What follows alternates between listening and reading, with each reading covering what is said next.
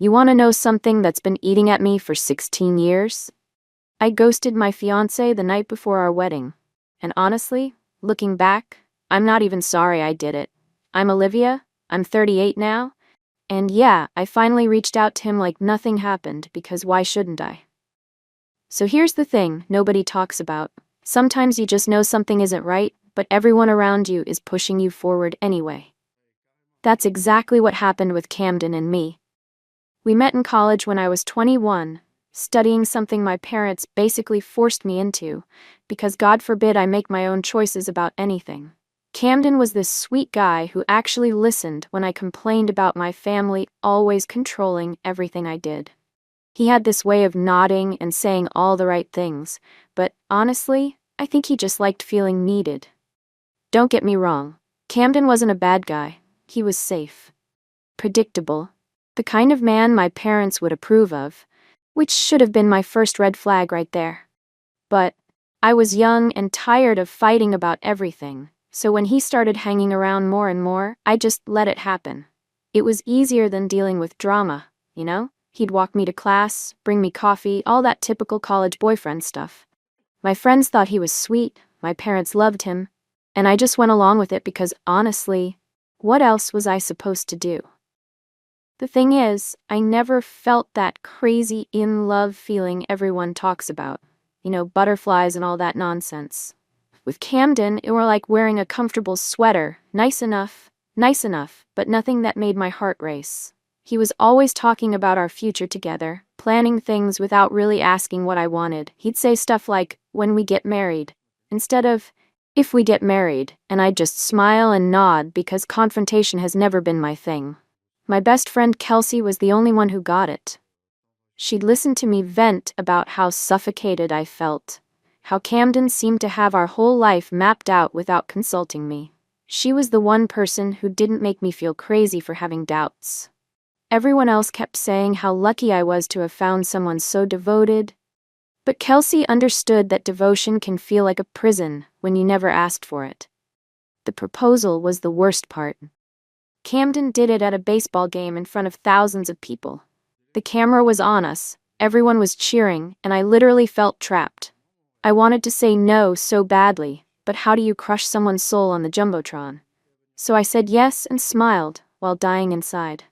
Later, when I tried to tell Camden I felt overwhelmed by the public proposal, he just laughed it off and said, I'd love telling the story to our kids someday. Our kids. Like that was already decided too.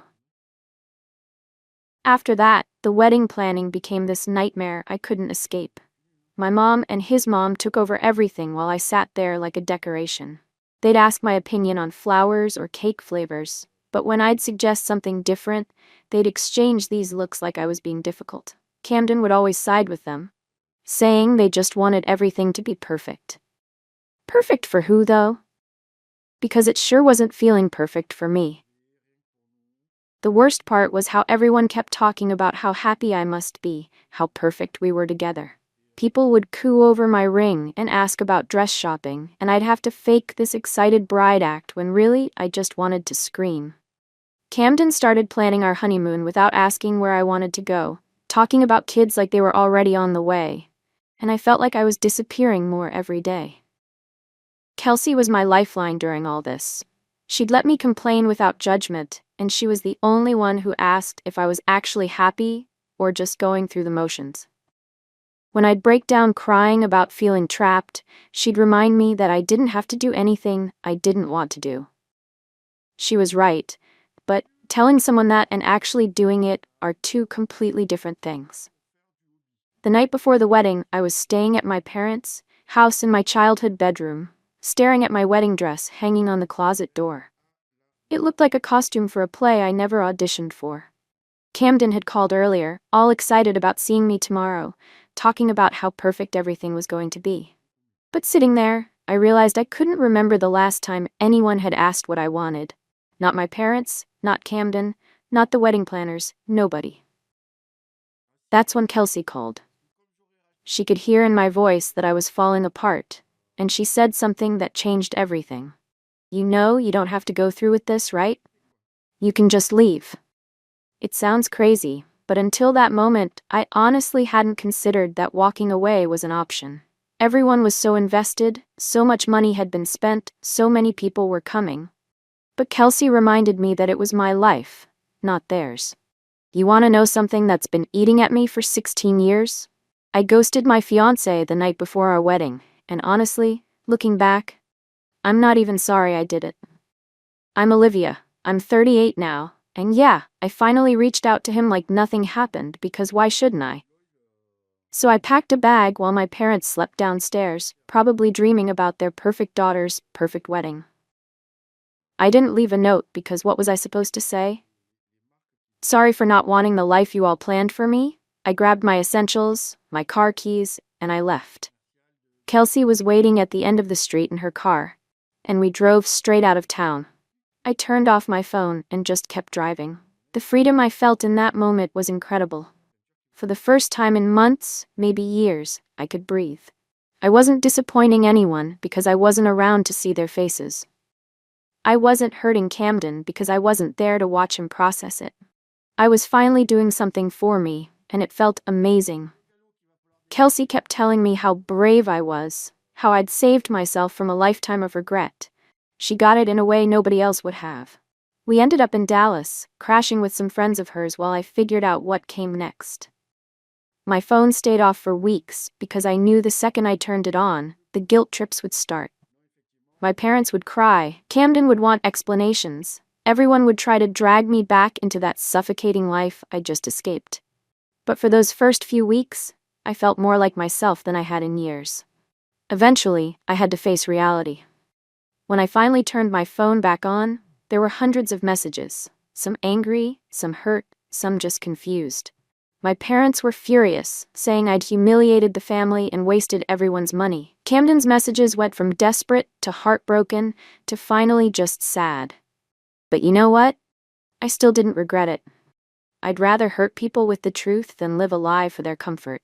The thing is, running away was supposed to be the hard part, but it turned out leaving was the easy part. Building an actual life for myself? That's where things got complicated. Living with Kelsey's friends was supposed to be temporary. But temporary turned into months when I couldn't find steady work or afford my own place. I was starting completely over with nothing, which should have felt liberating, but mostly it just felt scary.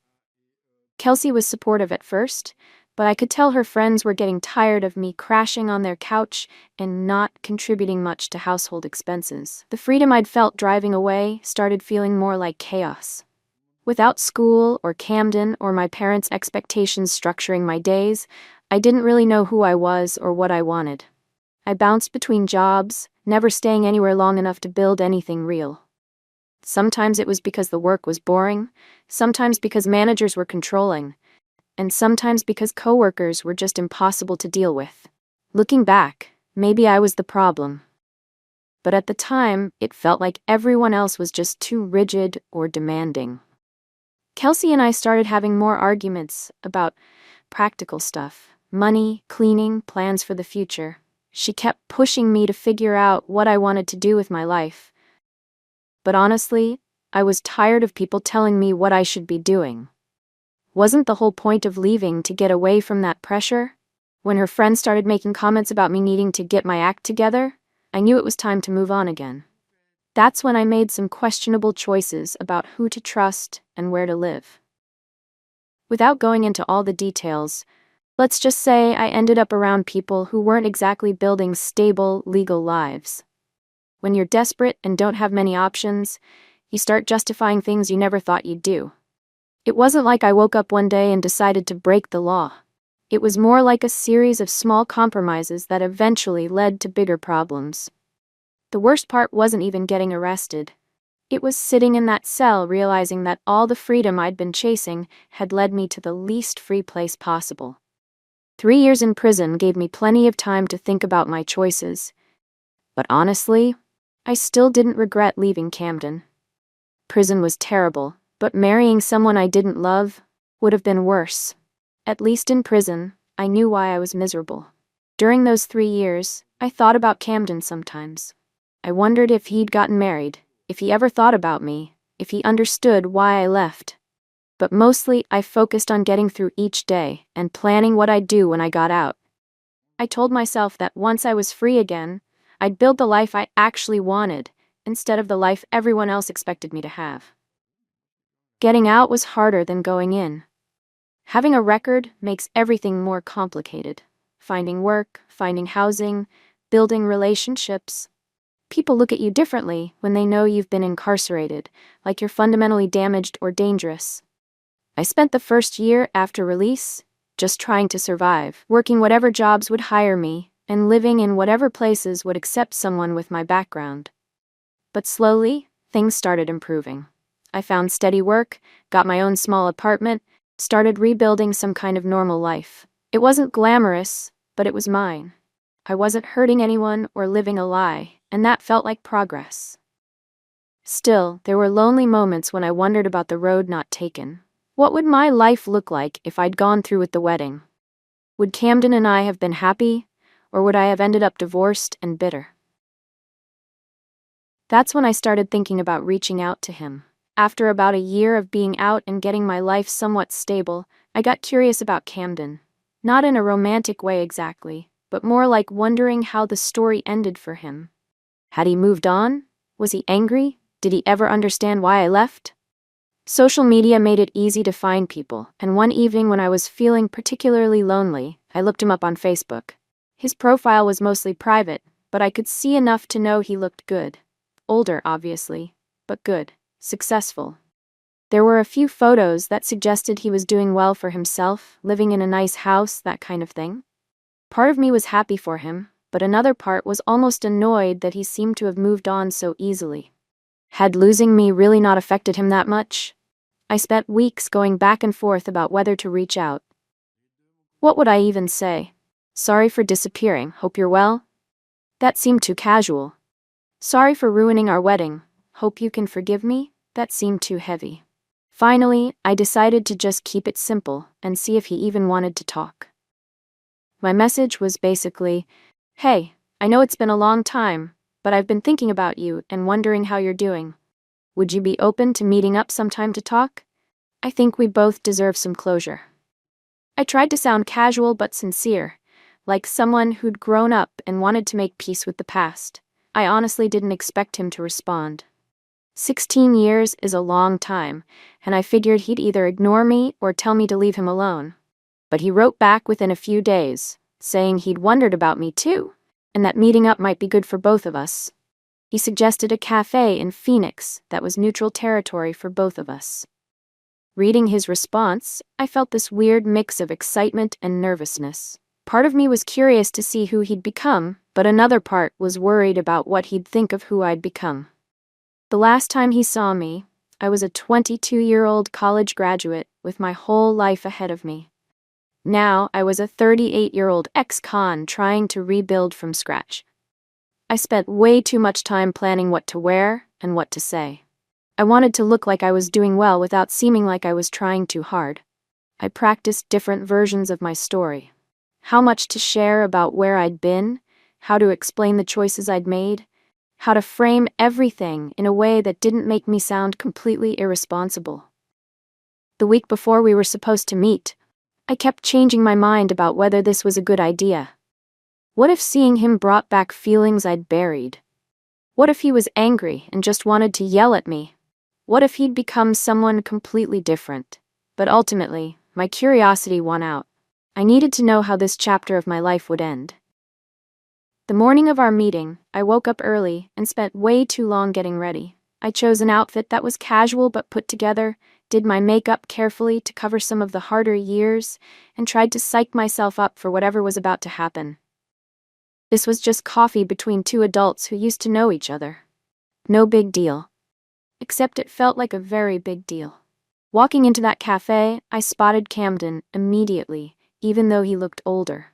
He'd aged well, better than me, if I'm being honest. The years had been kinder to him than they'd been to me, and I felt a flash of something that might have been jealousy. He was sitting at a corner table, looking nervous but composed, like someone who'd had time to prepare for this conversation. When our eyes met, there was this moment of recognition mixed with shock. I could see him taking in how I looked now, the wear and tear that comes from hard living, the scars on my arms that I couldn't completely hide, the way life had marked me in ways it clearly hadn't marked him. But he smiled and stood up to greet me, and for a second it felt almost normal. We started with small talk. How was the drive? Nice place? You look good. The kind of meaningless pleasantries that buy time while you figure out what you really want to say. But I could tell he was studying me, trying to reconcile the person sitting across from him with the woman who disappeared from his life all those years ago. Finally, he asked the question I'd been dreading and expecting. Why did you leave? I'd rehearsed this answer, but sitting there looking at him, all my prepared explanations felt inadequate. How do you tell someone that you left because you felt trapped by their love? How do you explain that their vision of happiness felt like a prison?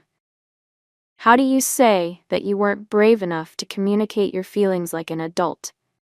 So, I told him the truth, or at least my version of it. I explained about feeling pressured by everyone around us, about not knowing how to speak up for what I wanted, about feeling like I was disappearing into the life everyone else had planned for me.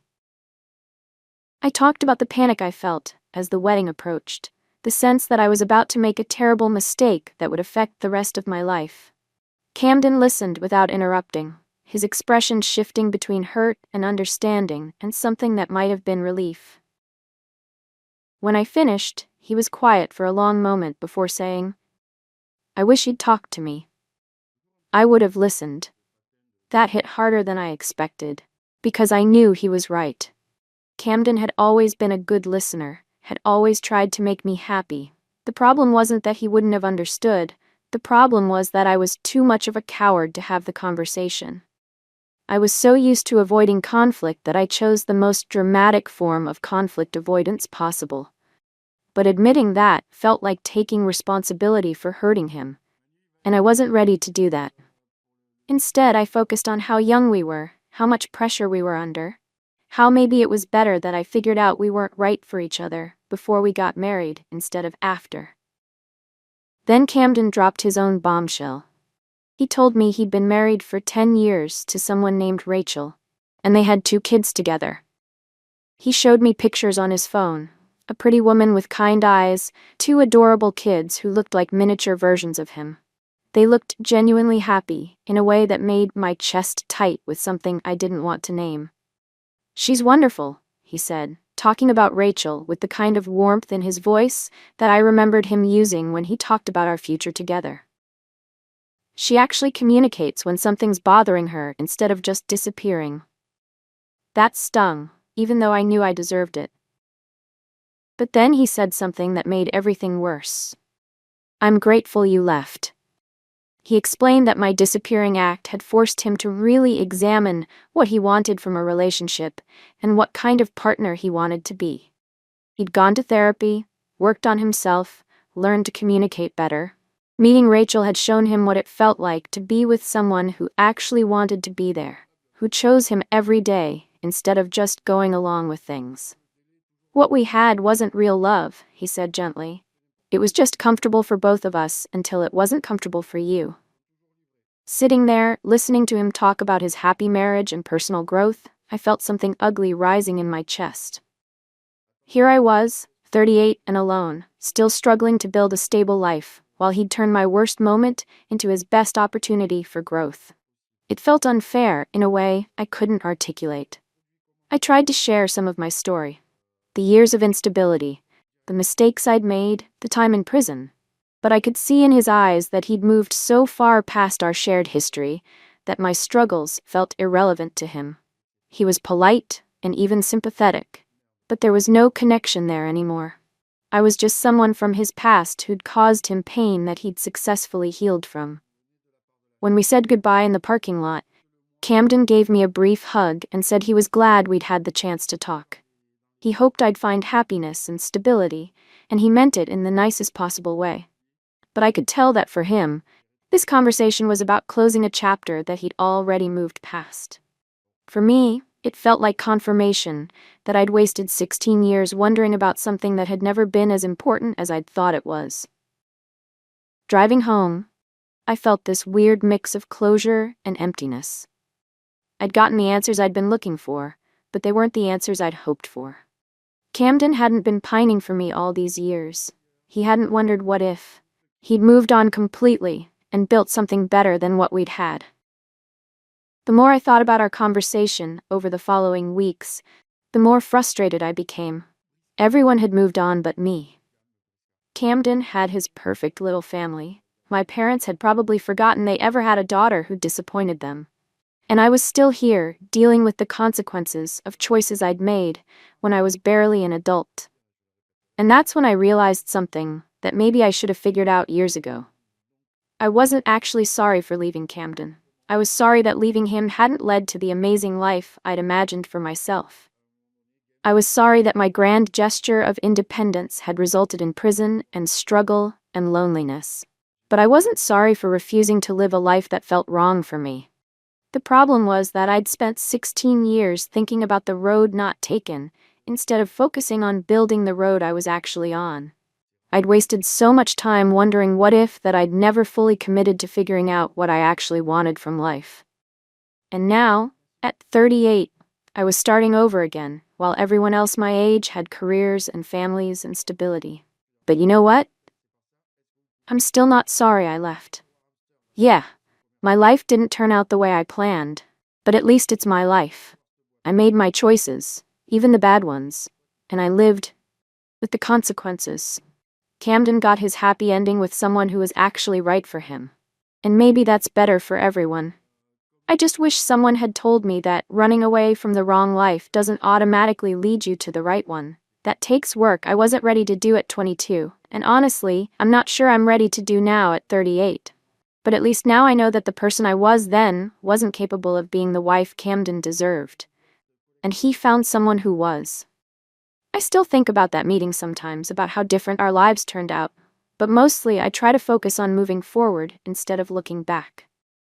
I've spent enough time regretting choices I can't change. The only thing I can control now is what comes next, and I'm determined to make that count for something, even if I have no idea what that something is yet. At least I'm finally living my own life instead of the life everyone else wanted for me. Even if it's messier and lonelier than I expected, it's mine, and maybe that's enough.